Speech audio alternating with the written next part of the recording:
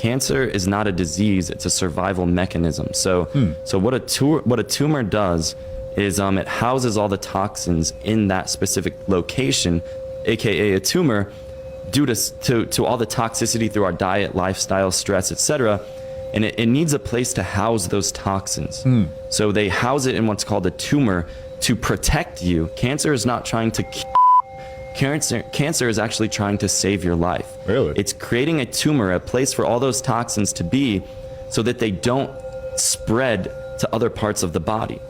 Okay? So cancer is actually trying to save you. It's a survival mechanism. So when you go to a doctor, the first thing they do is say, okay, well, let's take a biopsy. Well, what is a biopsy? It's where they prick the tumor and they see if it was cancerous or not. Well, first of all, whether the tumor is cancerous or not, your passive treatment is still the same. So you don't actually need the biopsy. In fact, most people don't actually die from cancer.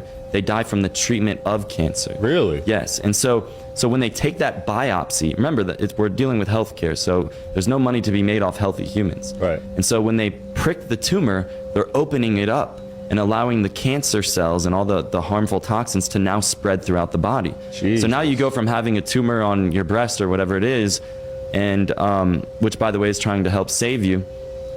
And the interesting thing is that now they do the biopsy, they come back, a little bit later, and they say, okay, well, now the cancer's spreading all throughout your body, so we're gonna have to charge you more money, and you're gonna have to do more radiation, chemotherapy, and all that, etc. Which is crazy because Dr. Otto Warburg, who discovered cancer, he won the Nobel Prize for discovering cancer.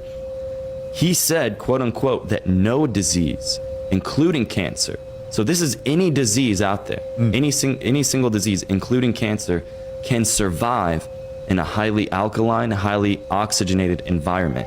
And when you go to a hospital, especially unfortunately a lot of famous children's hospitals, what are the things that they do? What are the things they don't do?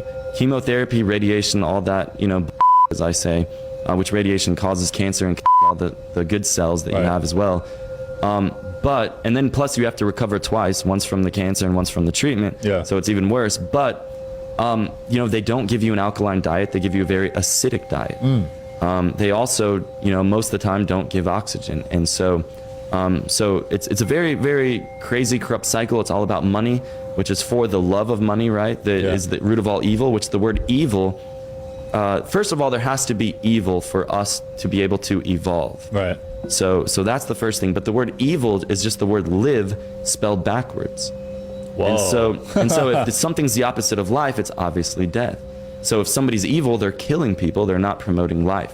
Wow. So that's the whole thing to understand there. And then we can get more into intracellular chelasis and other advanced quantum healing modalities and vibration and sound therapy and all types of other amazing things. So you believe you can heal any disease naturally?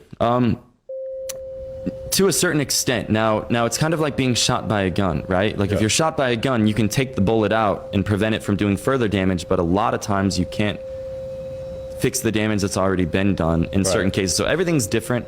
Obviously do your own research. I'm not a doctor, nor do I claim to be, because doctors go to school for 10 years or so and read textbooks that are funded by pharmaceutical companies. And the word pharmacy comes from the Greek word pharmakia or pharmakai, which literally translates to witchcraft and sorcery. Wow, are you serious? Absolutely, look it up. Cancer is not a disease, it's